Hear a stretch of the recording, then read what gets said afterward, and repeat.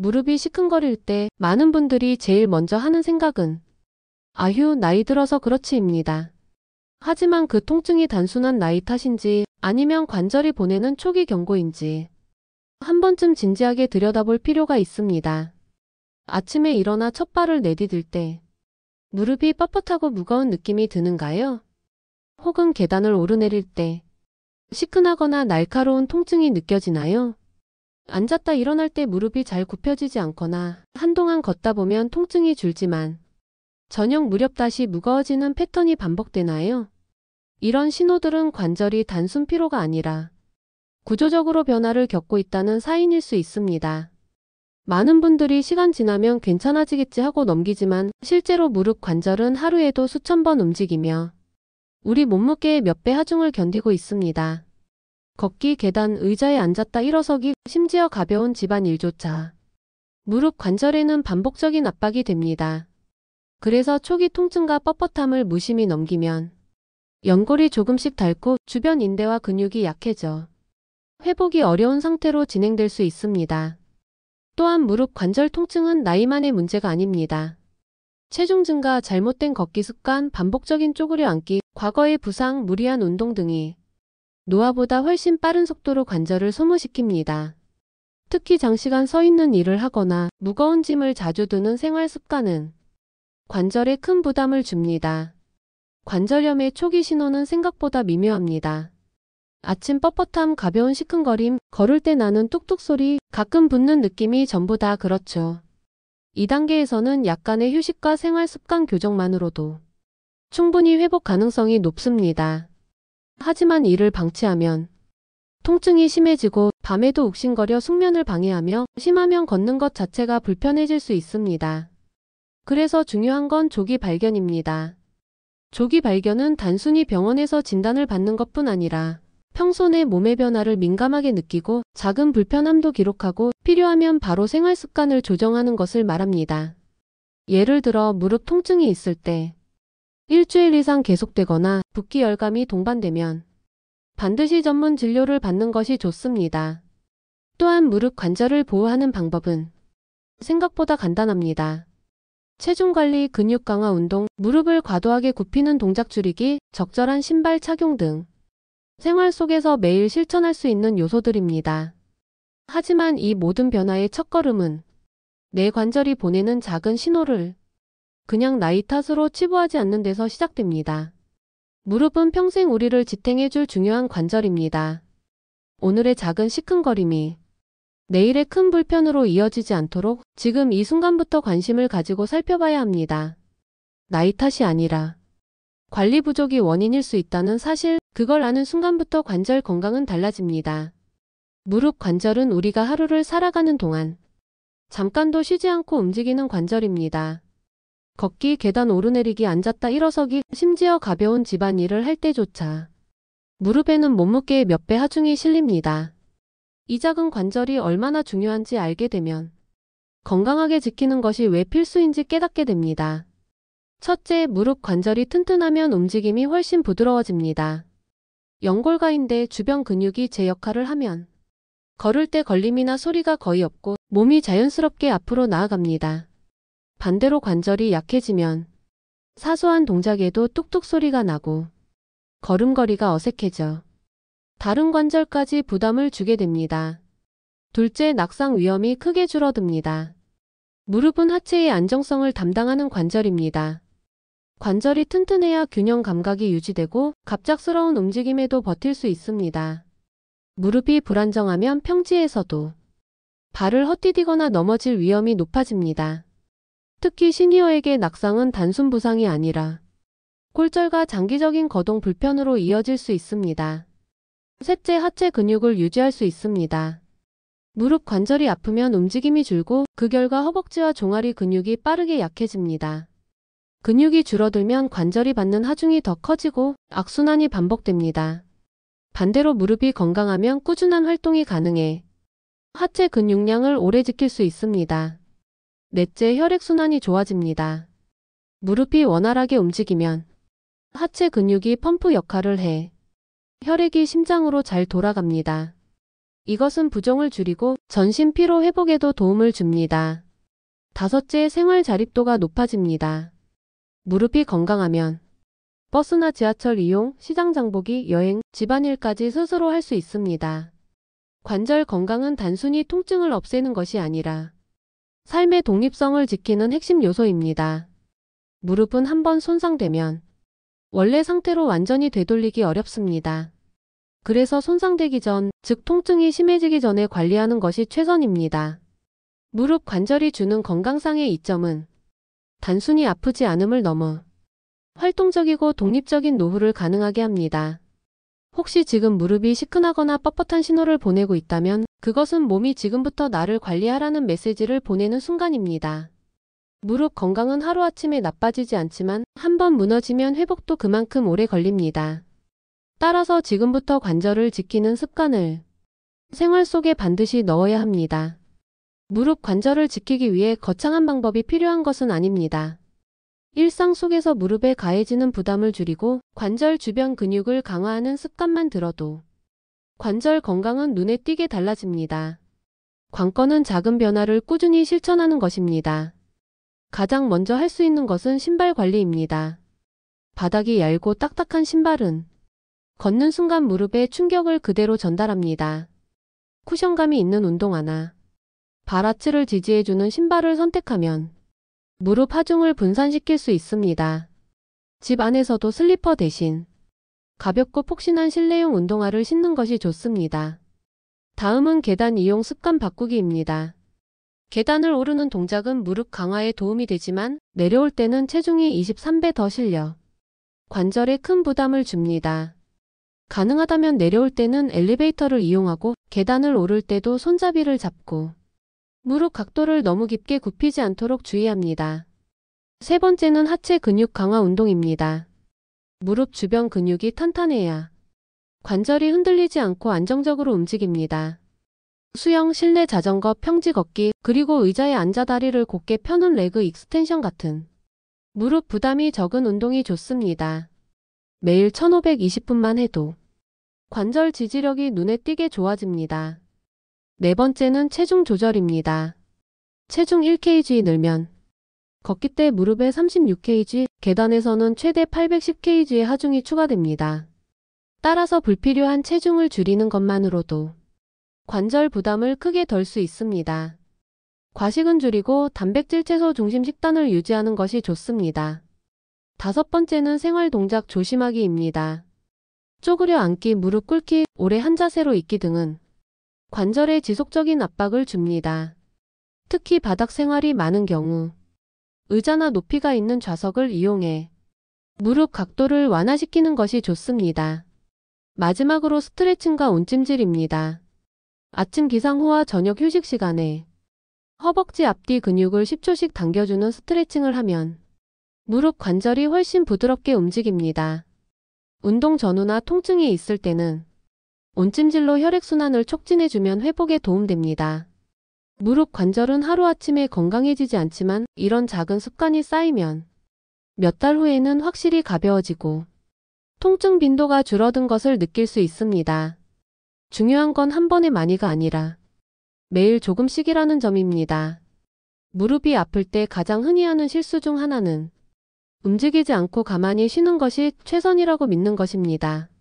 물론 갑작스러운 부상이나 심한 통증이 있을 때는 일시적으로 휴식이 필요하지만 통증이 조금 완화된 뒤에도 계속 무릎을 쓰지 않으면 주변 근육이 빠르게 약해지고 관절이 더 불안정해집니다. 결국 이 상태가 더 큰 통증과 기능 저하로 이어집니다. 또 많은 분들이 관절염은 나이 들면 당연히 생기는 병이라고 생각합니다. 연령이 높아질수록 연골의 탄력이 떨어지는 것은 사실이지만 관절염의 진행 속도와 발병 여부는 생활습관, 체중, 운동 패턴, 과거 부상 경력에 큰 영향을 받습니다. 즉 나이 자체가 원인이 아니라 그동안의 관리 습관이 관절의 상태를 좌우하는 경우가 많습니다. 관절에서 소리가 나면 관절염이다라는 말도 정확하지 않습니다. 통증 없이 뚝뚝 소리가 나는 경우는 관절액 속 기포가 터지는 자연스러운 현상일 수 있습니다. 그러나 소리와 함께 통증, 붓기, 열감이 동반된다면 그때는 관절염이나 다른 손상 가능성을 의심해야 합니다. 파스나 진통제만 붙이면 된다는 생각도 관절 건강을 해치는 잘못된 상식입니다. 이런 방법은 일시적으로 통증을 완화할 수 있지만 염증과 손상의 원인을 해결하지는 못합니다. 오히려 통증이 줄었다고 무리해서 사용하다 보면 손상이 더 심해질 수 있습니다. 또 하나, 운동을 줄이면 관절이 덜 닳는다는 믿음도 반은 맞고 반은 틀립니다. 충격이 큰 운동은 관절에 해롭지만 근육을 유지하지 않으면 관절은 오히려 더 큰 하중을 직접 받게 됩니다. 따라서 무릎에 무리가 가지 않는 저강도 운동과 근육 강화는 필수입니다. 무릎 건강을 지키는 첫걸음은 이런 잘못된 믿음을 버리는 데서 시작됩니다. 정확한 정보를 알고 적절한 활동과 휴식을 균형 있게 유지하는 것이 관절염의 진행을 늦추고 무릎을 오래 쓰는 가장 현명한 방법입니다. 무릎 관절 건강을 지키려면 운동과 생활 습관뿐 아니라 매일 먹는 음식의 조합도 중요합니다. 관절은 뼈, 연골, 인대, 근육이 함께 움직이는 구조이기 때문에 이 조직들을 튼튼하게 하는 영양소를 고르게 섭취해야 합니다. 먼저 단백질과 비타민C의 궁합입니다. 단백질은 근육과 인대의 재료가 되고 비타민C는 콜라겐 합성을 도와 연골을 탄탄하게 유지합니다. 예를 들어 생선, 달걀, 두부 같은 단백질 식품에 브로콜리, 파프리카, 키위, 딸기 같은 비타민C가 풍부한 식품을 함께 섭취하면 좋습니다. 다음은 오메가-3 지방산과 비타민 D입니다. 오메가-3는 관절의 염증을 완화하고 비타민 D는 칼슘 흡수를 도와 뼈를 튼튼하게 만듭니다. 연어, 고등어, 참치 같은 등푸른 생선에 비타민 D가 풍부한 달걀, 노른자나 버섯을 곁들이면 관절 건강에 시너지 효과를 냅니다. 칼슘과 마그네슘의 조합도 중요합니다. 칼슘은 뼈의 주성분이고 마그네슘은 칼슘이 뼈에 잘 자리 잡도록 돕습니다. 멸치, 우유, 치즈 같은 칼슘 식품에 시금치, 아몬드, 현미 같은 마그네슘 식품을 같이 섭취하는 것이 좋습니다. 반면 피해야 할 음식 궁합도 있습니다. 대표적으로 단 음식과 튀김 음식의 조합은 체내 염증을 증가시켜 관절염 증상을 악화시킬 수 있습니다. 또한 가공육과 술을 함께 섭취하면 체내 염증 반응과 혈액순환 저하가 겹쳐 관절 회복을 방해합니다. 관절 건강 식단은 복잡하지 않습니다. 매 끼니 단백질, 채소, 건강한 지방을 균형 있게 담고 칼슘과 마그네슘, 비타민 D와 오메가-3를 하루에 고르게 섭취하는 습관이 핵심입니다. 이렇게 음식 궁합을 맞추면 관절염 진행 속도를 늦추고 무릎을 더 오래 더 편안하게 쓸 수 있습니다. 관절 건강을 위해 음식을 잘 챙겨 먹는 것도 중요하지만 무엇을 언제 어떻게 먹느냐에 따라 효과가 달라질 수 있습니다. 잘못된 섭취 습관은 오히려 소화 불편이나 부작용을 유발해 관절 관리에 방해가 될 수 있습니다. 첫째, 건강보조제의 과다 섭취를 피해야 합니다. 글루코사민, 콘드로이틴, MSM, 오메가-3 같은 관절 관련 보조제는 각각 효능이 다르지만 한꺼번에 너무 많은 양을 먹으면 간과 신장에 부담을 줄 수 있습니다. 또 특정 성분은 체질이나 복용 중인 약물과 상호작용을 일으킬 수 있으므로 반드시 복용 전 의사 상담이 필요합니다. 둘째, 칼슘 보충제와 카페인 음료의 동시 섭취를 피합니다. 칼슘은 커피, 홍차, 콜라 등에 들어있는 카페인과 만나면 흡수율이 떨어집니다. 따라서 칼슘 보충제는 카페인 음료와 최소 2시간 이상 간격을 두고 먹는 것이 좋습니다. 셋째, 오메가-3와 혈액응고 억제제 병용 주의입니다. 오메가-3는 혈액을 묽게 만드는 작용이 있어 항응고제를 복용하는 사람은 출혈 위험이 커질 수 있습니다. 이 경우 섭취량을 줄이거나 복용을 피하는 것이 안전합니다. 넷째, 비타민 D의 과다 복용 주의입니다. 비타민 D는 지용성이기 때문에 필요 이상으로 섭취하면 몸에 축적돼 고칼슘혈증을 유발할 수 있습니다. 하루 권장량을 지키고 가능하면 햇볕을 통한 자연 합성도 병행하는 것이 좋습니다. 다섯째, 보조제와 음식 섭취 타이밍 조절입니다. 칼슘과 철분 보충제는 흡수 경로가 달라 같이 먹으면 흡수율이 떨어집니다. 또 글루코사민은 위장 부담을 줄이기 위해 식후에 섭취하는 것이 좋고 오메가-3는 식사와 함께 먹어야 흡수가 잘 됩니다. 관절을 위한 영양 섭취는 많이 먹는 것보다 알맞게 올바르게 먹는 것이 중요합니다. 섭취 전 자신의 건강 상태와 복용 중인 약을 고려하고 식사와의 간격 함께 먹는 음식까지 챙기는 습관이 관절 관리 효과를 높이는 비결입니다. 관절 건강을 위해 영양소나 보조제를 챙길 때는 섭취 타이밍과 권장량을 지키는 것이 매우 중요합니다. 같은 성분이라도 언제 얼마나 먹느냐에 따라 흡수율과 효과가 달라지고 부작용 위험도 줄일 수 있습니다. 먼저 글루코사민과 콘드로이틴입니다. 이 두 성분은 연골 구성과 재생을 돕지만 위장에 부담을 줄 수 있으므로 식후 1530분 사이에 섭취하는 것이 좋습니다. 하루 권장량은 글루코사민 1 2500mg, 콘드로이틴 8000 200mg 정도이며 두 성분을 함께 복용하면 상호 보완 효과가 있습니다. 다음은 오메가-3 지방산입니다. 오메가-3는 지용성이므로 기름기 있는 식사와 함께 먹어야 흡수율이 높아집니다. 아침보다는 점심이나 저녁 식사와 함께 하루 12지 정도 섭취하는 것이 좋습니다. 과다 복용 시 혈액이 너무 묽어져 출혈 위험이 커질 수 있으므로 권장량을 지키는 것이 중요합니다. 비타민 D는 오전에 섭취하는 것이 권장됩니다. 햇볕을 받으며 합성되는 호르몬 성질의 비타민이기 때문에 아침이나 점심 식사 후에 먹는 것이 몸의 리듬에 맞습니다.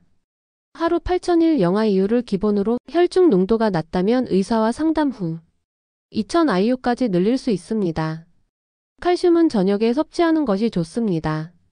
밤에는 뼈대사가 활발해지고 자는 동안 뼈 재형성이 이루어지기 때문에 이 시기에 칼슘이 충분히 공급되면 효율이 높아집니다. 하루 60만 800mg를 음식과 함께 나눠 먹는 것이 이상적입니다. 또한 여러 보조제를 함께 섭취할 경우 흡수 경쟁이 일어날 수 있으니 성분에 따라 2시간 이상 간격을 두는 것이 좋습니다. 예를 들어 칼슘과 철분은 서로 흡수를 방해하므로 같이 먹지 않는 것이 원칙입니다. 마지막으로 영양소나 보조제는 매일 같은 시간에 섭취하는 습관이 중요합니다. 규칙적인 섭취는 몸이 흡수와 활용 패턴을 기억하게 효과를 안정적으로 유지하는 데 도움이 됩니다. 무릎 관절은 한번 손상되면 원래 상태로 완전히 되돌리기 어렵습니다. 그래서 관절염은 치료보다 예방이 중요하고 예방보다 더 중요한 건 조기 관리입니다.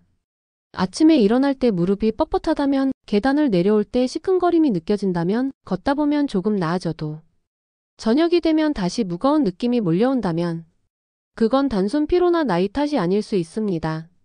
몸이 보내는 지금 관리하라는 신호일 가능성이 큽니다. 다행히 관절염은 초기 단계에서 생활 습관과 운동, 식단 조절로 진행 속도를 늦출 수 있습니다. 체중을 관리해 무릎 하중을 줄이고 무릎 주변 근육을 강화하며 충분한 영양소를 적절한 타이밍에 섭취하는 것만으로도 관절은 오래 버틸 힘을 얻게 됩니다. 또한 무릎에 무리를 주는 동작, 쪼그려 앉기, 장시간 무릎 꿇기, 충격이 큰 운동은 피하는 것이 좋습니다. 관절은 매일의 작은 습관들 속에서 천천히 손상되기도 천천히 회복되기도 합니다. 무릎 건강을 지키는 것은 단순히 통증을 없애는 일이 아니라 걷고 움직이고 내 삶을 내 힘으로 유지하는 데 필요한 생활의 자립을 지키는 일입니다. 혹시 지금 무릎이 작은 불편을 보내고 있다면 그 신호를 외면하지 마세요. 오늘부터라도 걷는 방법, 앉는 습관, 먹는 음식, 운동 시간을 다시 점검해 보시길 권합니다. 관절 건강은 하루아침에 나빠지지 않지만 관리하지 않으면 어느 날 갑자기 이젠 예전처럼 못 걷겠다는 순간이 찾아올 수 있습니다. 그 순간을 늦추는 가장 확실한 방법은 바로 오늘 작은 변화를 시작하는 것입니다. 무릎이 웃어야 하루가 가볍습니다. 여러분의 무릎이 평생 웃을 수 있도록 지금부터 함께 지켜나가길 바랍니다.